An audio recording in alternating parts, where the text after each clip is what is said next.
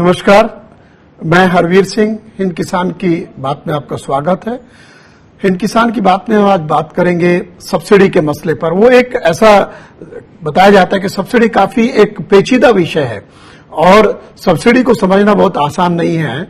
अमेरिकी कांग्रेस की house committee ने 1972 में कहा था कि सब्सिडी के सिद्धांत को परिभाषित करना आसान नहीं है, लेकिन मोटे तौर पर समझाएं तो सब्सिडी एक तरह की वित्तीय मदद है जो सरकार किसानों को, उद्योगों को या गरीबों को देती है।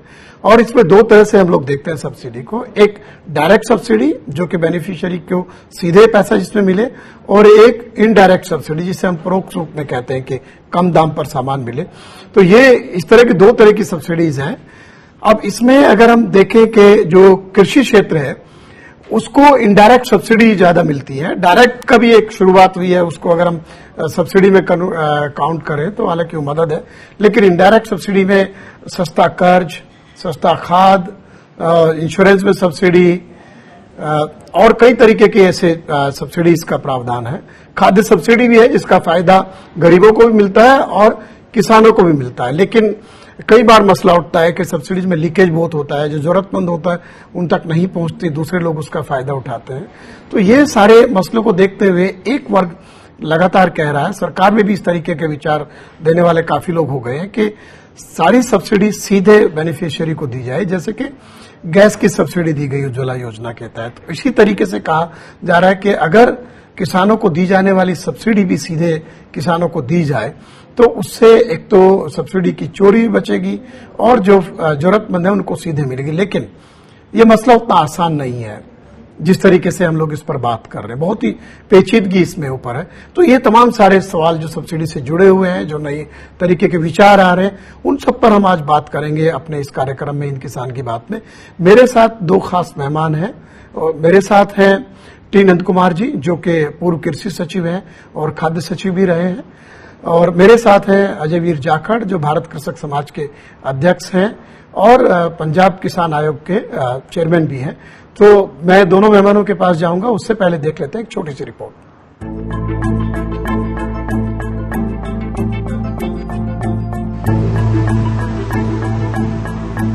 एक अरसे से मीडिया रिपोर्ट से ये खबरें छन छन कर आ रही है कि सरकार सब्सिडी की जगह डायरेक्ट कैश ट्रांसफर का रास्ता अख्तियार कर सकती है। खास तौर पर फर्टिलाइजर सब्सिडी को लेकर इस तरह की बातें सामने आ रही हैं। ऐसा ही कुछ खाद्य सब्सिडी के बारे में भी कहा जा रहा है जिससे कि पीडीएस में लीकेज को रोका जा सके। एक नजर डालते हैं साल 2020 से 21 में मिली कुल सब्सिडी के खर्च पर। साल 2020-21 में खाद्य सब्सिडी के लिए 1,15,570 करोड़ आवंटित किए गए। वहीं साल 2019-20 के संशोधित अनुमान में ये रकम 1,08,688 थी।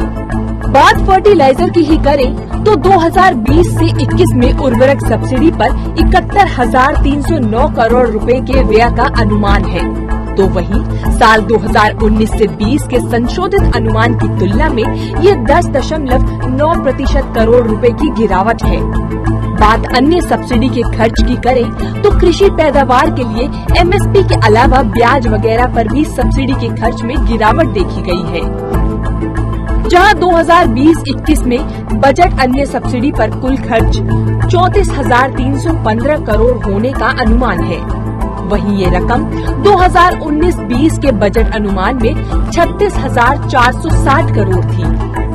अब सवाल ये है कि अगर सरकार डायरेक्ट कैश ट्रांसफर का रास्ता अपनाती है तो ऐसे में सवाल भी कई हैं। लेकिन क्या डायरेक्ट कैश ट्रांसफर सारी दिक्कतों का हल है? क्या सब्सिडी का ये सीधा रास्ता वाकई इतना आसान है? Bureau report, Swaraj express.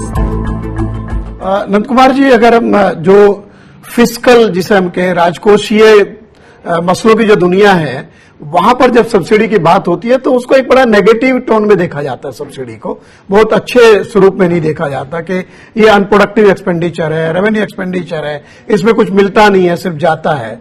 और अभी मैं देख रहा हूं कि सब्सिडी जो है उसका जो बजट में जो आकार है वो बढ़ने की बजाय घट रहा है। और इस साल जो 2020-21 के बजट के जो अनुमान है उनमें अगर हम सब्सिडी, जो एग्रीकल्चर मिनिस्ट्री की सब्सिडी है जिसमें इंश्योरेंस है, उसमें ब्याज सब्सिडी है और इसके अलावा फर्टिलाइजर सब्सिडी है, खाद्य सब्सिडी है, सबको जोड़े तो करीब 2,62,109 करोड़ रुपए के करीब प्रावधान है।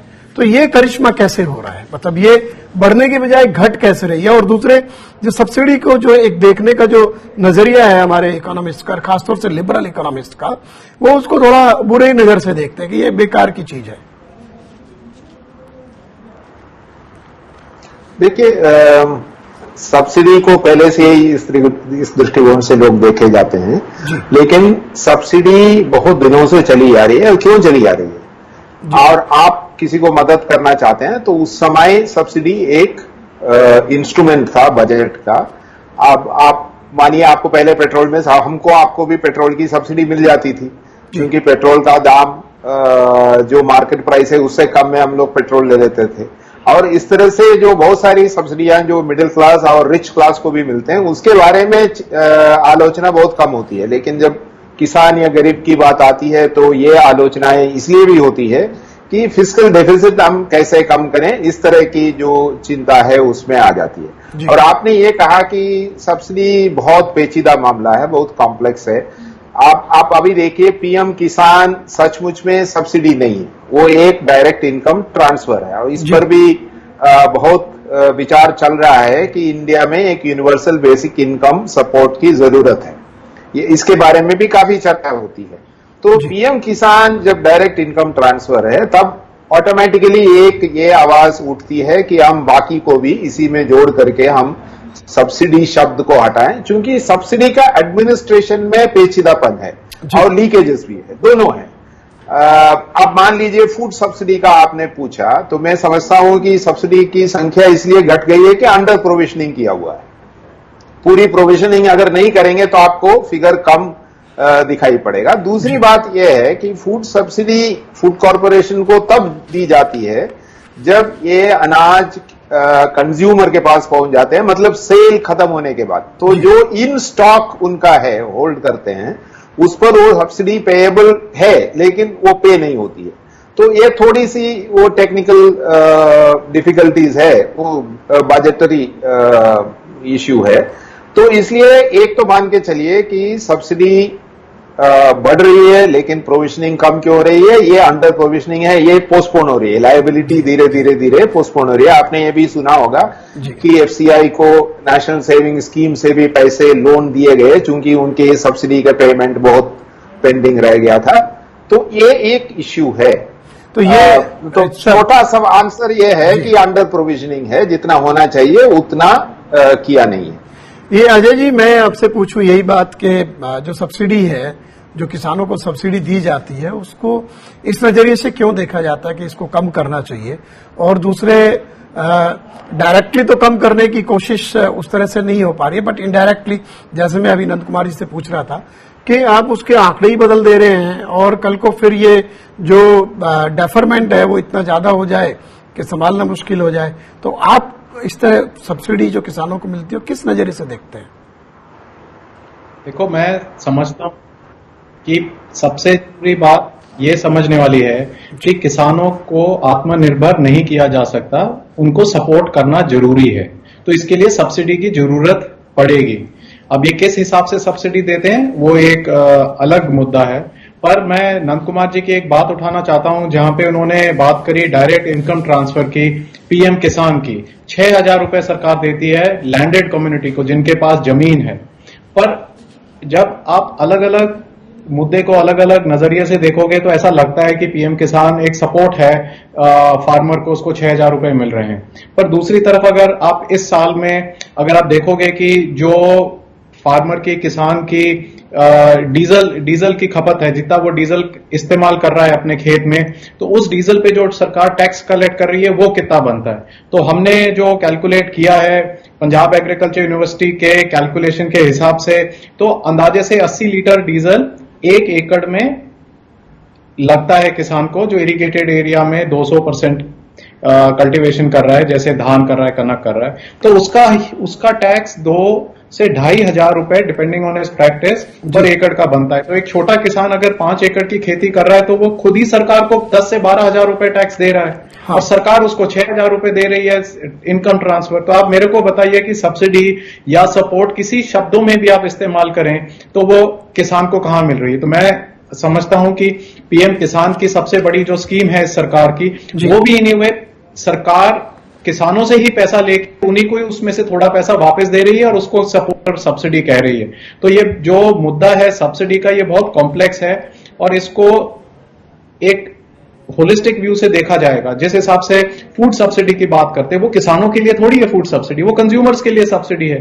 तो जब जो ज्यादातर आर्थिक विशेषज्ञ जो बात करते हैं कि 1991 मूवमेंट एग्रीकल्चर का हो गया है इन 3 ऑर्डिनेंसेस से, वो सारी सब्सिडियों को क्लब करके और फार्मर पे बोझ डाल देते हैं कि भाई किसानों के लिए हम ये कर रहे हैं, परंतु ये किसानों के लिए नहीं है। फूड सब्सिडी कंज्यूमर्स के लिए, जो ज्यादातर किसान खुद नहीं है, वो और भी कम्युनिटी में है। तो सबको अलग अलग तरीके से देखा जाए तो दूध का दूध पानी का पानी हो सकता है। तो ये नंद कुमार जी, जैसे अभी अजय तो कह रहे हैं कि जो फूड सब्सिडी है वो तो कंज्यूमर्स के लिए है, तो ये थोड़ा सा इसमें इशू आता है। कंज्यूमर के लिए तो है, लेकिन वो जब प्रोक्योरमेंट करते हैं तो क्योंकि किसान से खरीदा जाता है, और अगर कंज्यूमर को सीधे सब्सिडी दे देंगे और प्रोक्योरमेंट की व्यवस्था ही खत्म कर देंगे तो जो किसान को एक इनकम सपोर्ट मिलता है इनडायरेक्टली भी, कहीं मैं ये नहीं कहता, क्योंकि वो पैदा करता है खाद्यान्न और उसको आप खरीदते हैं एमएसपी पर, तो गवर्नमेंट एग्जिट कर जाएगी मार्केट से उस हिसाब से। तो फिर तो ये जो अभी थोड़ा बहुत एक व्यवस्था बनी हुई है वो तो और चौपट हो जाएगी। नहीं हरवीर जी, मैं अजय से थोड़ा सा डिफर करूंगा, क्योंकि फूड सब्सिडी पूरी की पूरी कंज्यूमर सब्सिडी नहीं है। अगर पूरी की पूरी कंज्यूमर सब्सिडी होती, थियोरेटिकली मान लीजिए ये पैसा कंज्यूमर को अगर कैश ट्रांसफर हो जाते, तो मिनिमम सपोर्ट प्राइस रेजीम का क्या होगा, मार्केट में क्या प्राइस होगा, अगर एमएसपी नहीं है तो फार्मर को क्या इनकम मिलेगा। तो अगर आर्टिफिशियली हम एमएसपी अनाउंस करके एक ग्राउंड लेवल रेस कर लेते हैं, जो न्यूनतम मूल्य आधार मानकर चलते हैं, तो उसमें एक थोड़ी सी पोर्शन इनहेरेंट सब्सिडी फार्मर का भी है। तो अगर कोई ये आर्ग्यू करता है कि फूड सब्सिडी का पूरा हम कैश कर लेते हैं और कंज्यूमर को दे देते हैं, तो मेरे ख्याल से वो किसानों के साथ न्याय नहीं कर रहे हैं। तो अब इसका कितना परसेंटेज किधर जा रहा है ये डिफाइन करना बहुत मुश्किल है, क्योंकि 10-12 साल के हिसाब देखने पड़ेंगे। एफसीआई का इनएफिशिएंसी का कॉस्ट इसमें आ जाएगा, हैंडलिंग और टैक्सेस के जितने भी वेरिएंस है वो सब इसमें आ जाते हैं। क्योंकि फूड सब्सिडी वो है जो सरकार को एमएसपी प्लस जो भी लागत लगेगी, interest, warehousing charge, holding charge, जो भी उसमें लगेगी, माइनस इश्यू प्राइस, वो डिफरेंस को फूड सब्सिडी मानते हैं। तो आप उसी से समझ लेंगे कि भाई कितने डिफरेंट आइटम्स इसमें इंक्लूड हो जाते हैं। ये अजय जी, मेरे ख्याल से अजय जी ये बताइए एक छोटा सा पॉइंट इसमें। एक तो जैसे नंद कुमार जी ने अभी कहा कि ये इसमें थोड़ा सा पहलू और भी है, किसान को भी भले ही इनडायरेक्टली उसमें एक सपोर्ट तो मिलता है। ये जो सब्सिडी को टारगेट करने की बात है, कहीं ऐसा तो नहीं कि टारगेट पर करे, एक टारगेटेड सब्सिडी में ये है कि जो बेनिफिशियरी है उनको आप अलग कर दो, और ये जो यूनिवर्सल सब्सिडी अभी मिलती है कि मान लिया फर्टिलाइजर पे है तो सबको मिलती है, तो आप जैसे पीएम किसान में भी टारगेटेड है, ये भी ट्रांसफर जो है ये यूनिवर्सल नहीं है, उसमें भी कई सारे नॉर्म्स हैं कि अगर आप उसमें पढ़ते हैं तो आपको नहीं मिलेगा। तो ये एक और इस मसले को पेचीदा नहीं करेगा कि आपको क्या लगता है? एक छोटा सा कमेंट। मैं समझता हूं, मैं नंद कुमार जी से सहमत हूं कि मैंने जब फूड सब्सिडी के लिए बोला, मैंने बोला सारी सब्सिडी किसान के खाते में डाल दी जाती है और उसमें बहुत सारा हिस्सा कंज्यूमर का होता है। पर ये जो डायरेक्ट जब आप टारगेटेड सब्सिडी देते हो तो ये कहना ही आसान है, प्रैक्टिकली क्या होता है आप बोलो तो मैं एक एग्जांपल दे देता हूं। जैसे गैस सिलेंडर की सब्सिडी है जी, तो सरकार ने ये स्कीम चालू करी, आप देखो कि पिछले साल और इस साल का उदाहरण ही ले लो, पिछले जुलाई 2019 का और जुलाई 2020 का आप उदाहरण ले लो। पिछले साल जुलाई में $60 क्रूड की कीमत थी, इस जुलाई में $40 क्रूड की कीमत है। पिछले साल जुलाई में सेंट्रल गवर्नमेंट एक गरीब आदमी को सब्सिडी पे सिलेंडर उसको 503 रुपए का पड़ रहा था मेरे गांव में, क्योंकि हर जगह शायद थोड़ा थोड़ा रेट में फर्क होता है। तो मेरे गांव में 503 रुपए एक आदमी को सब्सिडी देनी पड़ रही थी, एक सिलेंडर की पेमेंट करनी पड़ रही थी। और इस जुलाई में 611 रुपए वो दे रहा है, जबकि इंटरनेशनल बाजार में क्रूड की प्राइस आप देखिए कि $20 गिर गई है, 60 से 40 हो गई है, यहाँ पे लोग फालतू पैसे दे रहे हैं। तो जब ये डायरेक्ट ट्रांसफर पे जाते हैं, ये सब कहना आसान है, पर उसकी क्या फाइन प्रिंट है, कैसे डिसाइड होगी सब्सिडी चेंज, इन चीजों में ये जो विशेषज्ञ होते हैं, सरकार होती है, ये इसको ऐसे फेरबदल करके घुमाती है कि जो बेनिफिशियरी है वो तो मर ही जाता है। ये नंद कुमार जी, अजय ने काफी इंटरेस्टिंग पॉइंट सामने रखा है, और जिस तरह उन्होंने ये उज्ज्वला वाली जो सब्सिडी है उसके हकीकत बयां की है कि सरकार की तो पैसा बच गया, और पहले इन्होंने जिक्र किया था किसानों के मसले में कि आप 6,000 रुपये साल का दे रहे हैं, लेकिन आपने तो जो 62-63% आप टैक्स ले रहे हैं डीजल के ऊपर, और किसानों के लिए डीजल बहुत इंपॉर्टेंट एनर्जी रिसोर्स है। तो ये एक तो ये पहलू है। दूसरे ये आप ये बताइए कि जो डायरेक्ट वाला मसला बार बार आता है, कहीं ये सब्सिडी को खत्म करने की तरफ तो जाने वाला रास्ता नहीं है। जैसे भी हम देख रहे हैं, जैसे कि पेट्रोलियम सब्सिडी तो सबके लिए खत्म हुई, लेकिन किसान को उसका घाटा सबसे ज्यादा है। या इवन जो अभी गैस की सब्सिडी का मसला है कि जब आपके लिए सूट करेगा तो आप उस फॉर्मूले को अपनाएंगे, जब नहीं करेगा तो नहीं अपनाएंगे। तो ये इसमें कहीं उस तरफ तो नहीं हम जा रहे हैं। देखिए, ये बहुत दिनों से इस पर चर्चा होती रहती है कि सब्सिडी को टारगेट करना आसान नहीं है जी।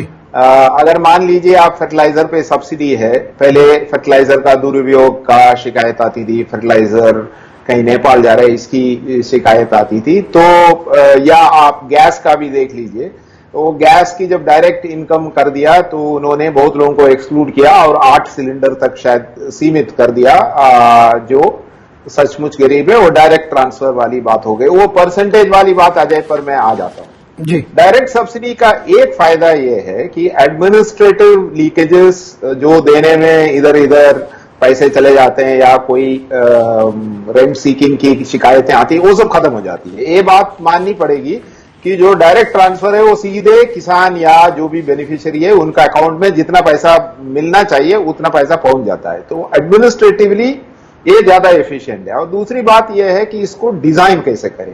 अब ये गैस वाली जो बात है अजय ने कहा सही है, ये इसकी डिजाइन में गलती है। अगर आप पहले 350 रुपया सब्सिडी देते थे, जब गैस के सिलेंडर के दाम घट गया तो आपको प्रोपोर्शनेटली घटाइए या उसी को कांस्टेंट रखिए, दोनों रास्ता आपके पास था। लेकिन अगर इतना ज्यादा मत घटाइए जो उनका पेमेंट ज्यादा हो जाए। ये तो डेफिनेटली लगता है ब्यूरोक्रेटिक स्तर पर कुछ कहीं गलती हो गई या जानबूझ के की गई, ये पता नहीं है। लेकिन ये सेंसिटिविटी की अभाव है, जो इसको इम्प्लीमेंट करते हैं उसके सेंसिटिविटी के अभाव है। देखिए, वो तो सब जानबूझ के डिजाइन बनता है, उसमें वो सेंसिटिविटी होती तो वो 300 रुपया तो बरकरार रहता, दाम घटता उसी अनुपात में घटता। ये अगर मैं फर्टिलाइजर की बात करूंगा अजय जी, कि तमाम सारी जो फर्टिलाइजर इंडस्ट्री है वो भी कहती है कि सब डायरेक्ट कर दो, हमें सब्सिडी मत दो आप। तो अभी 15-20 कंपनियों को सरकार सब्सिडी देती है, फिर 14 करोड़ किसानों को देगी। तो ये कितना व्यावहारिक है। और यहाँ पे कहीं वहां पे भी यही होगा जो अभी आप देख रहे हैं कि जो गैस में हो रहा है, क्योंकि वहां पे भी तो पेट्रोलियम प्रोडक्ट्स का इन्वॉल्वमेंट है, और अंतर्राष्ट्रीय बाजार में जो रॉ मटेरियल है वो भी इन्वॉल्व है, उसके दाम भी ऊपर नीचे होते हैं। दूसरे, ये कहीं फर्टिलाइजर इंडस्ट्री इसलिए तो नहीं चाह रही है क्योंकि उनको टाइम पे पैसा नहीं मिलता, तो फिर सरकार जाने किसान जाने, वो अपना पैसा लेके अलग हो जाएंगे। आपका क्या मत है इसमें? मैं आपसे सहमत हूं कि जब अपने फर्टिलाइजर सब्सिडी की डायरेक्ट बेनिफिट ट्रांसफर की बात करते हैं, ट्रांसफर करने की, टारगेटेड की, इस विषय पे आज के दिन बहुत जोरों शोरों से चर्चा चल रही है। बल्कि सोमवार को भी यूनियन मिनिस्टर ने कुछ किसान संस्थाओं के साथ मीटिंग बुलाई हुई है परसों। मेरे को भी उस मीटिंग में भाग लेना है। और मैं समझता हूं कि डायरेक्ट बेनिफिट ट्रांसफर फर्टिलाइजर का बहुत ही मुश्किल और बहुत ही कॉम्प्लेक्स काम है, क्योंकि अगर आप जमीन के हिसाब से, जमीन के रिकॉर्ड के हिसाब से दोगे तो जो टेनेंट फार्मर है, जो ठेके पे जमीन लेके खेती करता है, उसको कैसे देंगे आप? किस हिसाब से आप इक्वल, हर फार्मर को इक्वल नहीं दे सकते। कोई आदमी पंजाब में समझो खेती कर रहा है जहां पे इरिगेशन की फैसिलिटी है, तो वहां पे उसकी यूरिया की खपत ज्यादा होगी। जो रेनफेड है, जो बारिश पे निर्भर है, उसकी खपत बहुत कम होगी। जो समझो आलू की खेती कर रहा है या धान कर रहा है, उसकी यूरिया की कंजम्पशन ज्यादा है। जो चना कर रहा है, मूंग कर रहा है, उसकी कंजम्पशन कम है। तो मेरा मतलब इन सब चीजों को देखते हुए मेरे हिसाब से फर्टिलाइजर सेक्टर की डीबीटी करना बहुत मुश्किल है। पर पहली बात है कि मकसद क्या है फर्टिलाइजर सब्सिडी का चेंज करने का? क्या सरकार चाहती है कि हम सब्सिडी खत्म कर दें या कम कर दें, या सरकार चाहती है कि इसका बैलेंस्ड यूज हो? अगर सरकार का ऑब्जेक्टिव क्या है, अभी तक सरकार ने इस पे क्लैरिटी नहीं लाया है। अगर उनका ऑब्जेक्टिव है बैलेंस्ड यूज हो तो उनको फिर न्यूट्रिएंट बेस्ड सब्सिडी करनी चाहिए कि इन द सेंस कि यूरिया की कीमत बढ़ा दें, दूसरे फर्टिलाइजर्स की घटा दें, तो कि किसान का ज्यादा पैसा ना, फालतू पैसा ना लगे, और परंतु उसका प्राइस का जो डिफरेंस है जिस कारण से यूरिया की ज्यादा खपत हो रही है वो थोड़ा बैलेंस हो सके। तो कोई भी चीज करने के लिए पहले उसका ऑब्जेक्टिव डिफाइन करना जरूरी है।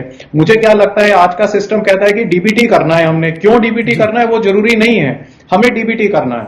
तो ये नंद कुमार जी, अजय ने 2-3 पॉइंट रखे हैं इसमें कि एक तो कि क्रॉप वाइज फसल, किस फसल को कितने खाद की जरूरत है वो अलग होता है, किस रीजन में देश के किस हिस्से में कितना खाद इस्तेमाल किसान करते हैं वो अलग मसला है। एक मसला है इसमें कि 15-20% से लेके 30-35% तक हिस्सेदारी है देश में जो ठेके पर खेती करने वाले किसान हैं अलग अलग राज्यों में, उनके तो नाम में जमीन होगी नहीं, तो आप ये सब्सिडी किसको ट्रांसफर करेंगे? हर बार आदमी फसल बदलता है, कभी वो आलू लगाता है, कभी वो गेहूं लगाता है, कभी वो धान लगाता है, कभी वो गन्ना लगाता है, तो फसल का रिक्वायरमेंट भी अलग अलग है फर्टिलाइजर का। तो ये इतना कॉम्प्लेक्स इशू को जो जैसे अभी अजयवीर कह रहे हैं कि बस आपको करना है तो कर देंगे, जैसे कि अभी जो ऑर्डिनेंस है आपको लाने तो आप ले आएंगे, तो ये जो कयास क्रिएट होगा तो ये तो किसानों के लिए तो दिक्कत करेगा ही, देश के लिए भी दिक्कत करेगा। आपका क्या मानना है? नहीं करेगा, लेकिन मैं अजय से इस पर सहमत हूं कि ये न्यूट्रिएंट बेस्ड कर देना चाहिए, वो अगर सही रास्ता है। क्योंकि ये सब जानते हैं कि यूरिया का बहुत ज्यादा प्रयोग हो रहा है जो सस्टेनेबिलिटी ख्याल से, आगे की ख्याल से भी सही नहीं है। लेकिन आप ये भी मान के चलिए, अगर आपने फर्टिलाइजर सब्सिडी की जो कैलकुलेशन के गहराई में जाएंगे, जो इनएफिशिएंट प्लांट है उसको ज्यादा सब्सिडी मिल रहा है, ये सब भी उसके पहलुओं सामने आ जाती है, तो हम उसको कैसे रोकेंगे?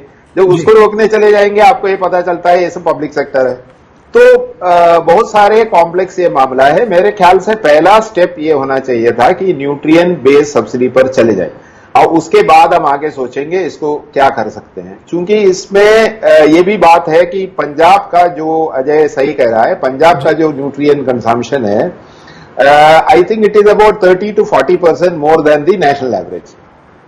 I think it is 180 and 250 if I remember correctly, or 190 and 250.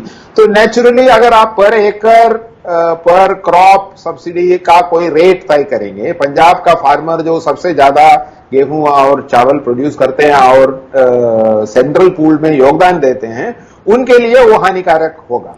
तो सर एक समय थोड़ा कम है, अजय एक कमेंट आपसे चाहूंगा। सवाल सिर्फ फर्टिलाइजर सब्सिडी का नहीं है, खाद की सब्सिडी है, फूड सब्सिडी है, पंजाब में किसानों को सस्ती बिजली भी दी जाती है, और इसके अलावा जो है आपका जो फसल बीमा योजना है उसमें भी सरकार सब्सिडी देती है। सब्सिडी तो ये करीब अगर हम देखेंगे तो 1 दर्जन आपके इस तरीके के उसमें हेड मिल जाएंगे। तो एक एज ए कॉन्सेप्ट और इस मसले पर के ये डायरेक्ट फिजिबल नहीं है, अभी हमें इसको सुधार करना चाहिए। एक मैं आपसे छोटा सा अंतिम कमेंट चाहूंगा, आप किस तरह से कहना चाहेंगे?